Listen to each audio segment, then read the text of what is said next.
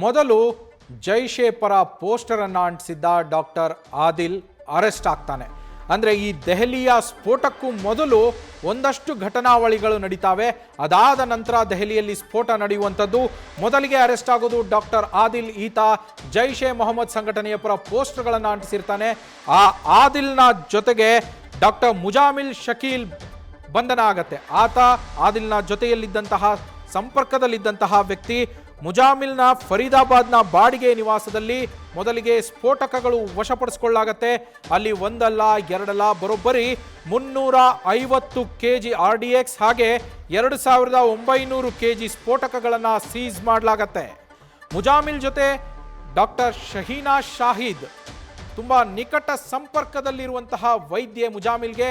ಒಂದು ಮೂಲಗಳ ಪ್ರಕಾರ ಡಾಕ್ಟರ್ ಮುಜಾಮಿಲ್ನ ಗರ್ಲ್ ಫ್ರೆಂಡ್ ಈ ಶಹೀನಾ ಅಂತ ಕೂಡ ಹೇಳಲಾಗ್ತಾ ಇದೆ.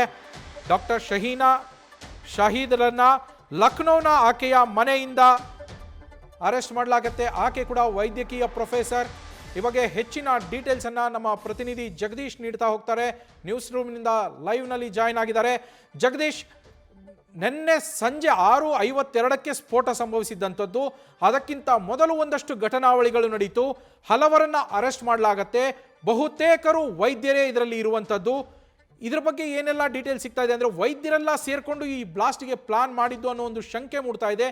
ಯಾರ್ಯಾರಿಗೆ ಯಾವ್ಯಾವ ರೀತಿಯಲ್ಲಿ ಸಂಪರ್ಕದಲ್ಲಿ ಇದ್ರು ಇವರು, ಯಾವ್ಯಾವ ರೀತಿ ಕಾಂಟ್ಯಾಕ್ಟ್ ಇದು ಜಗದೀಶ್? ನವೀನ್, ಈ ಪ್ರಕರಣ ಸಂಪೂರ್ಣವಾಗಿ ನೋಡ್ತಾ ಹೋದ್ರೆ ಈ ಪ್ರಕರಣದಲ್ಲಿ ಬಹುತೇಕ ಎಲ್ಲರ ಹೆಸರು ಸಹ ಡಾಕ್ಟರ್ ಇರುವಂತದ್ದು. ಅವರ ವೃತ್ತಿಯಲ್ಲಿ ಅಂದ್ರೆ ಡಾಕ್ಟರ್ ಇದ್ರು, ಅವರೆಲ್ಲರೂ ಸಹ ಒಬ್ರಿಗೊಬ್ರಿಗೆ ಲಿಂಕ್ ಇದ್ರು ಅನ್ನುವಂತಹ ವಿಚಾರ ಗೊತ್ತಾಗ್ತಾ ಹೋಗುತ್ತೆ. ಆರಂಭಿಕ ಹಂತಗಳಲ್ಲಿ ಜಮ್ಮು ಕಾಶ್ಮೀರದಲ್ಲಿ ಅಲ್ಲೇನಂದ್ರೆ ಒಂದು ಪೋಸ್ಟ್ ಅನ್ನ ಅಂಟಿಸಲಾಗುತ್ತೆ. ಆ ಪೋಸ್ಟ್ ನಲ್ಲಿ ಏನಂದ್ರೆ ಜೈಷೆ ಪರವಾಗಿರ್ತಕ್ಕಂತಹ ಪೋಸ್ಟರ್ ಅಂಟಿಸಿರುವಂತಹ ಸಂದರ್ಭದಲ್ಲಿ ಅವಾಗ ಏನ್ ಮಾಡ್ತಾರೆ ಪೊಲೀಸರು CCTVಗಳನ್ನ ಅಂದ್ರೆ ಆಧಾರವಾಗಿ ಇಟ್ಕೊಂಡು ಅದರ ಆಧಾರದ ಮೇಲೆ ಏನಂತಂದ್ರೆ ಮೊದಲು ಅರೆಸ್ಟ್ ಮಾಡುವಂತಹ ವ್ಯಕ್ತಿ ಅಲ್ಲಿರುವಂತವ್ರಿಗೆ ಏನಂತಂದ್ರೆ ಆ ಒಂದು ಪೋಸ್ಟರ್ ಸಂಪೂರ್ಣವಂತಹ ವಿವರಣ ಕಲೆ ಹಾಕುವಂತಹ ನಂತರ ಅದರಲ್ಲಿ ಮುಜಾಮಿಲ್ ಶಕೀಲ್ನ ಬಂಧನ ಮಾಡ್ತಾರೆ. ಮುಜಾಮಿಲ್ ಶಕೀಲ್ ಬಂಧನ ಆದಂತಹ ಸಂದರ್ಭದಲ್ಲಿ ವಿಚಾರಣೆ ನಡೆಸುವಂತಹ ಸಂದರ್ಭದಲ್ಲಿ ಬಹಳಷ್ಟು ವಿಚಾರಗಳ ಬಗ್ಗೆ ಏನಂತಂದ್ರೆ ಮಾಹಿತಿನ ಕಲೆ ಹಾಕುವಂತಹ ಕೆಲಸವನ್ನ ಮಾಡ್ತಾರೆ. ಆ ಸಂದರ್ಭದಲ್ಲಿ ಅವನು ಒಂದು ಸ್ಥಳದ ಬಗ್ಗೆ ಮಾಹಿತಿನ ಕೊಡುವಂತಹ ಕೆಲಸವನ್ನ ಮಾಡ್ತಾನೆ. ಅದು ಯಾವುದು? ಹರಿಯಾಣದಲ್ಲಿರುವಂತಹ ಫರೀದಾಬಾದ್. ಆ ಫರೀದಾಬಾದ್ನಲ್ಲಿ 350 kg RDX ಇರುವಂತಹ ಬಗ್ಗೆ ಮಾಹಿತಿ ಸಿಗುತ್ತೆ. ಆ ಸಂದರ್ಭದಲ್ಲಿ ನೇರವಾಗಿ ಹೋಗಿ ಪೊಲೀಸರು ಅಲ್ಲಿ ದಾಳಿಯನ್ನ ನಡೆಸಿ ಅಲ್ಲಿ ಏನಿದೆ ಅನ್ನುವಂತಹ ವಿಚಾರವನ್ನ ಸಂಪೂರ್ಣವಾಗಿ ಕಲೆ ಹಾಕುವಂತಹ ಸಂದರ್ಭದಲ್ಲಿ ಆ ಒಂದು ಮನೆಯನ್ನ ಬಾಡಿಗೆ ಪಡ್ಕೊಳ್ಳಲಾಗುತ್ತೆ. ಆ ಮನೆಯಲ್ಲಿ 3 ತಿಂಗಳುಗಳಿಂದ ನಿರಂತರವಾಗಿ ಅಲ್ಲಿ ವಾಸ್ತವ್ಯವನ್ನು ಹೂಡಿರ್ತಕ್ಕಂತಹ ವ್ಯಕ್ತಿ ಏನಿದಾರಲ್ಲ ಅಂದ್ರೆ ಮುಜಾಮಿಲ್ನ ಅಂದ್ರೆ ಮುಜಾಮಿಲ್ ಅಂತವನು ಅವನೇನು ಮಾಡ್ತಾನೆ 3 ತಿಂಗಳುಗಳ ಕಾಲ ಬಾಡಿಗೆನ ಪಡ್ಕೊಂಡು ಅಲ್ಲಿ ಮನೆಯಲ್ಲಿರ್ತಾನೆ. ಮನೆಯಲ್ಲಿ 14 ಬ್ಯಾಗ್ಗಳಲ್ಲಿ ಒಟ್ಟು 350 kg RDX ಸಿಗುತ್ತೆ. ತದನಂತರ 2900 kg ಏನಂದ್ರೆ ಸ್ಫೋಟಕಗಳು ಸಿಗುತ್ತೆ. ಆ ಸ್ಫೋಟಕಗಳು ಸಿಕ್ಕಂತಹ ಸಂದರ್ಭದಲ್ಲಿ ಅವನಿಗೆ ಮತ್ತೆ ವಿಚಾರಣೆ ಮಾಡುವಂತಹ ಕೆಲಸವನ್ನ ಮಾಡ್ತಾರೆ.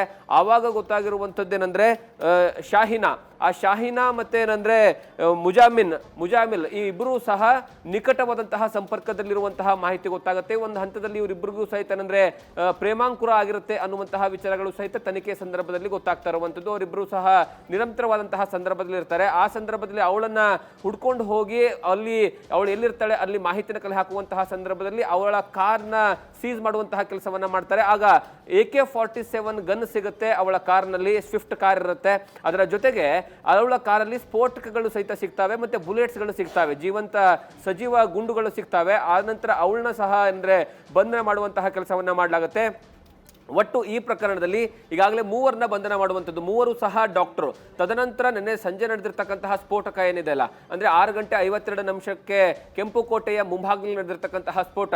ಆ ಒಂದು ಸಂದರ್ಭದಲ್ಲೂ ಸಹಿತ ಉಮರ್ ಮೊಹಮ್ಮದ್ ಏನಂದ್ರೆ ಸಿಗಾಕೋತಾನೆ. ಅಂದ್ರೆ ಅಲ್ಲಿ ಅವನು ಕಾರ್ನ ತೆಗೆದುಕೊಂಡು ಬಂದು ಅಲ್ಲಿ ಸ್ಫೋಟಕಗಳನ್ನ ಇಟ್ಕೊಂಡು ಬಂದು ಸಂಚಾರವನ್ನ ಮಾಡುವಂತಹ ಸಂದರ್ಭದಲ್ಲಿ ಆ ಕಾರ್ ಬ್ಲಾಸ್ಟ್ ಆಗುತ್ತೆ. ಬ್ಲಾಸ್ಟ್ ಆದಂತಹ ಸಂದರ್ಭದಲ್ಲಿ ಏನೋ ದೊಡ್ಡ ಮಟ್ಟದಲ್ಲಿ ಅನಾಹುತ ಸೃಷ್ಟಿಯಾಗುತ್ತೆ. ಆದ್ರೆ ಇಲ್ಲಿ ಪೂರ್ತಿ ನೀವು ಲೆಕ್ಕಾಚಾರವನ್ನ ನೋಡ್ತಾ ಹೋದ್ರೆ ಮೊದಲ ವ್ಯಕ್ತಿಯ ಮಾಹಿತಿಯ ಆಧಾರದ ಮೇಲೆ ಒಂದು ಪೋಸ್ಟರ್ನ ಹಾಕಿರುವಂತಹ ಕಾರಣಕ್ಕಾಗಿ ಜೈಷೆಗೆ ಸಂಬಂಧಪಟ್ಟಂತಹ ಒಂದು ಪೋಸ್ಟರ್ನ ಅಂಟಿಸಿರ್ತಾರೆ. ಆ ಪೋಸ್ಟರ್ನ ಬೆನ್ನತ್ತಿರುವಂತಹ ಪೊಲೀಸರಿಗೆ ತನಿಖಾ ತಂಡಕ್ಕೆ ಗೊತ್ತಾಗಿರುವಂಥದ್ದು ಒಂದೊಂದು ಹಂತಗಳಲ್ಲಿ ಒಬ್ಬೊಬ್ಬರ ಜೊತೆಗೆ ಲಿಂಕ್ ಇರುವಂಥದ್ದು ಗೊತ್ತಾಗುತ್ತೆ. ಆ ಸಂದರ್ಭದಲ್ಲಿ ಬರೋಬ್ಬರಿ 350 kg RDX ಮತ್ತೆ ಅದರ ಜೊತೆಗೆ 2900 kg ಸ್ಫೋಟಕಗಳನ್ನ ಕಲೆಕ್ಟ್ ಹಾಕೋದ್ರ ಜೊತೆಗೆ ಇಲ್ಲಿಯವರೆಗೆ ಅಂದ್ರೆ ಪ್ರೆಸೆಂಟ್ ನಿನ್ನೆ ನಡೆದಿರ್ತಕ್ಕಂತಹ ಸ್ಫೋಟದವರೆಗೂ ಸಹಿತ ಮಾಹಿತಿ ಸಿಗ್ತಾ ಹೋಗುತ್ತೆ. ಹಾಗಾಗಿ ಈ ಎಲ್ಲರಿಗೂ ಸಹಿತ ಒಬ್ರಿಗೊಬ್ರಿಗೆ ಲಿಂಕ್ ಇದೆಯಾ ಅನ್ನುವಂತಹ ವಿಚಾರ ಬಹಳಷ್ಟು ಕುತೂಹಲ ಮೂಡಿಸಿದ್ದು. ಅದ್ರ ಜೊತೆಗೆ ಅವರ ವೃತ್ತಿಯನ್ನ ನೋಡ್ತಾ ಹೋದ್ರೆ 4 ಜನ ಸಹ ಡಾಕ್ಟರ್ಸ್ಗಳೇ ಇರುವಂತದ್ದು. ಈಗ ನಿನ್ನೆ ಸತ್ತಿರುವಂತಹ ವ್ಯಕ್ತಿ ಏನಿದಾನಲ್ಲ ಅವನು ಸಹ ಡಾಕ್ಟರ್ ಆಗಿದ್ದ ಅನ್ನುವಂತಹ ವಿಚಾರ ಗೊತ್ತಾಗ್ತಾ ಇರುವಂತದ್ದು. ಉಮರ್ ಮೊಹಮ್ಮದ್, ಅವನ ಬಗ್ಗೆಯೂ ಸಹಿತ ಮಾಹಿತಿಯನ್ನು ಕಲೆ ಹಾಕಿದಂತಹ ಸಂದರ್ಭದಲ್ಲಿ ಇವನು ಈ ಮುಂಚೆ 3 ಯಾರೆಲ್ಲ ಅರೆಸ್ಟ್ ಆಗಿದ್ರಲ್ಲ ಅವರ ಜೊತೆಗೆ ನಿರಂತರವಾದಂತಹ ಸಂಪರ್ಕದಲ್ಲಿದ್ದ. ಮತ್ತೆ ಇಲ್ಲಿ ಕುತೂಹಲ ಮೂಡಿಸ್ತಾ ಇರುವಂತದ್ದು ಏನಂದ್ರೆ ಅವರು 3 ಜನ ಸಿಗಾಕೊಂಡಿದ್ರು. 3 ಜನರ ಹತ್ರವೂ ಸಹಿತ ಅಂದ್ರೆ ಸ್ಫೋಟಕಗಳು ಸಿಗ್ತಾವೆ. 3 ಜನರ ಹತ್ರವೂ ಸಹಿತ ಅಂದ್ರೆ ಈ ಕೃತ್ಯವನ್ನು ನಡೆಸುವಂತಹ ಸಲುವಾಗಿ ಪ್ಲಾನ್ ಎಲ್ಲ ಸ್ಕೆಚ್ ಎಲ್ಲ ರೆಡಿ ಆಗಿರುತ್ತೆ. ಆ ಕಾರಣಕ್ಕಾಗಿ ನಿನ್ನೆ ಏನಾದ್ರೂ ಆ ವ್ಯಕ್ತಿ ತಪ್ಪಿಸ್ಕೊಳ್ಳುವಂತಹ ಕಾರಣಕ್ಕಾಗಿ ಆ ಸ್ಫೋಟಕಗಳನ್ನ ಬೇರೆ ಕಡೆಗೆ ಶಿಫ್ಟ್ ಮಾಡುವ ಸಲುವಾಗಿ ಏನಾದ್ರೂ ತಗೊಂಡು ಹೋಗುವಂತ ಸಂದರ್ಭದಲ್ಲಿ ಸ್ಫೋಟ ಆಯ್ತಾ, ಅಥವಾ ಏನಂದ್ರೆ ಇಂಟೆನ್ಷನಲಿ ಸ್ಫೋಟವನ್ನ ಮಾಡಿದ್ರ, ಅಥವಾ ಏನಂದ್ರೆ ಈ ವ್ಯಕ್ತಿಯ ಏನಂದ್ರೆ ಹ್ಯೂಮನ್ ಬಾಂಬರ್ ಆಗಿ ಏನಂತಂದ್ರೆ ಅವನನ್ನ ಏನಂದ್ರೆ ಯೂಸ್ ಮಾಡ್ಕೊಳ್ಳಾಯ್ತಾ, ಅಥವಾ ಏನಂದ್ರೆ ಯಾವ ಕಾರಣಕ್ಕಾಗಿ ಸ್ಫೋಟ, ಅದು ಸ್ಪೆಷಲಿ ಲಾಲ್ ಕಿಲಾ ಮುಂಭಾಗದಲ್ಲಿ ಅಂದ್ರೆ ಕೆಂಪುಕೋಟೆ ಮುಂಭಾಗದಲ್ಲಿ ಏನಂದ್ರೆ ಪ್ಲಾನ್ಡ್ ಆಗಿರುವಂತಹ ಯೋಜನೆ ಇತ್ತಾ, ಈ ಎಲ್ಲದರ ಬಗ್ಗೆಯೂ ಸಹಿತ ಈಗಾಗಲೇ NIA ತನಿಖೆಯನ್ನ ಮಾಡಲಾಗ್ತಾ ಇರುವಂತದ್ದು. ಯಾಕಂದ್ರೆ ಈ ಪ್ರಕರಣ ಸಂಪೂರ್ಣವಾಗಿ NIAಗೆ ಈಗ ಹಸ್ತಾಂತರ ಆಗಿದೆ. ಆ ಕಾರಣಕ್ಕಾಗಿ ಈ ಒಂದು ಪ್ರಕರಣದ ಹಾದಿ ಈಗ ಏನಂದ್ರೆ ಉಮರ್ ಮೊಹಮ್ಮದ್ ಏನಿದ್ದಾನೆ ಅವನ ಕುಟುಂಬಸ್ಥರಿಗೆ, ಅದ್ರ ಜೊತೆಗೆ ಅವನ ಜೊತೆ ಏನಂದ್ರೆ ಫ್ರೆಂಡ್ಸ್ ಎಲ್ಲ ಯಾರಿದ್ರು ಒಟ್ಟು 6 ಜನರನ್ನ ಬಂಧನ ಮಾಡಲಾಗಿದೆ. ಉಮರ್ ಮೊಹಮ್ಮದ್ನ ತಾಯಿ ಮತ್ತು 2 ಸಹೋದರನ ಬಂಧನವನ್ನ ಮಾಡಲಾಗಿದೆ. ಅದರ ಜೊತೆಗೆ ಒಬ್ಬ ಪ್ಲಂಬರ್ ಇದ್ದಾನೆ, ಒಬ್ಬ ಏನಂದ್ರೆ ರಸಗೊಬ್ಬರದ ಏನಂದ್ರೆ ಅಂಗಡಿಯಲ್ಲಿ ಕೆಲಸ ಮಾಡುವಂತವನಾಗಿದ್ದಾನೆ, ಮತ್ತೆ ಸರ್ಕಾರಿ ನೌಕರ ಒಬ್ಬ, ಮತ್ತೆ ಬ್ಯಾಂಕ್ ಎಂಪ್ಲಾಯಿ ಒಬ್ಬ. ಇಷ್ಟು ಜನರನ್ನ ಬಂಧನವನ್ನ ಮಾಡಿ ಅವ್ರನ್ನ ಇನ್ವೆಸ್ಟಿಗೇಷನ್ ಮಾಡುವಂತಹ ಕೆಲಸವನ್ನ ಮಾಡಲಾಗ್ತಾ ಇದೆ. ಹಾಗಾಗಿ ಈ ಪ್ರಕರಣದ ಹಾದಿ ಯಾವತ್ತ ಸಾಗುತ್ತೆ, ಮತ್ತೆ ಯಾರೆಲ್ಲ ಇದರಲ್ಲಿ ಆಡ್ ಆನ್ ಆಗ್ತಾರೆ ಅಂತ. ಯಾಕಂದ್ರೆ ಈಗ ಕೇವಲ ಒಂದು 10 ರಿಂದ 15 ನಿಮಿಷಗಳ ಹಿಂದೆ ಮತ್ತೊಂದು ವಿಚಾರ ಗೊತ್ತಾಗ್ತಾ ಇರುವಂತದ್ದು. ಮತ್ತೆ ಫರೀದಾಬಾದ್ನಲ್ಲಿ 2 ಕಡೆಗೆ ಮತ್ತೆ ಸ್ಫೋಟಕಗಳು ಸಿಕ್ಕಿದಾವೆ. ಅಲ್ಲಿ 2 ಕಡೆಗೆ ಏನಂದ್ರೆ 50 ರಿಂದ 60 kg ಸ್ಫೋಟಕಗಳು ಸಿಕ್ಕಿದೆ ಅನ್ನುವಂತಹ ಮಾಹಿತಿ ಗೊತ್ತಾಗ್ತಾ ಇದೆ. ಅದರ ಆಧಾರದ ಮೇಲೂ ಮತ್ತಿಬ್ಬರನ್ನ ಬಂಧನವನ್ನ ಮಾಡುವಂತಹ ಕೆಲಸವನ್ನ ಮಾಡಿದ್ದಾರೆ. ಇನ್ವೆಸ್ಟಿಗೇಷನ್ ಬಹಳಷ್ಟು ವೇಗವಾಗಿ ಪಡ್ಕೊಳ್ತಾ ಇದೆ. ಇವತ್ತು ಸಹ 50 ರಿಂದ 60 kg ಸ್ಫೋಟಕ ಪತ್ತೆಯಾಗಿರುವಂತಹ ಕಾರಣಕ್ಕಾಗಿ ಅವರ ಜೊತೆ ಲಿಂಕ್ ಏನಿದೆ, ಯಾಕಂದ್ರೆ ಇದು ಒಂದು ರೀತಿಯ ಚೈನ್ ಲಿಂಕ್ ತರ ಕಾಣಿಸ್ತಾ ಇದೆ. ಒಬ್ಬೊಬ್ಬರಿಗೆ ಹಿಡಿದಂತಹ ಸಂದರ್ಭದಲ್ಲೂ ಸಹಿತ ಸ್ಫೋಟಕಗಳು ದೊಡ್ಡ ಪ್ರಮಾಣದಲ್ಲಿ ಸಿಗ್ತಾ ಇದೆ. ಮತ್ತೆ ಪ್ರತಿ ಹಂತದಲ್ಲೂ ಸ್ಫೋಟಕಗಳು ಸಿಕ್ಕಂತಹ ಸಂದರ್ಭದಲ್ಲೂ ಸಹಿತ ಮತ್ತೊಂದು ಕಡೆಯ ಲಿಂಕ್ ಸಿಗ್ತಾ ಇದೆ.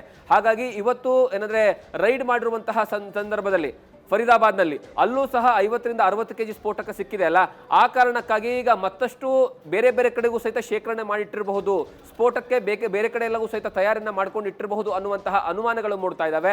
ಹಾಗಾಗಿ ಈ ಇನ್ವೆಸ್ಟಿಗೇಷನ್ ಬಹಳಷ್ಟು ಕುತೂಹಲವನ್ನು ಮೂಡಿಸ್ತಾ ಇರುವಂತದ್ದು. ನವೀನ್, ಥ್ಯಾಂಕ್ ಯು ಜಗದೀಶ್ ಡೀಟೇಲ್ಸ್ಗೆ. ನ್ಯೂಸ್ ಫಸ್ಟ್ ನಿರ್ಭೀತಿಯಿಂದ ನಿಮ್ಮ ಪರವಾಗಿ.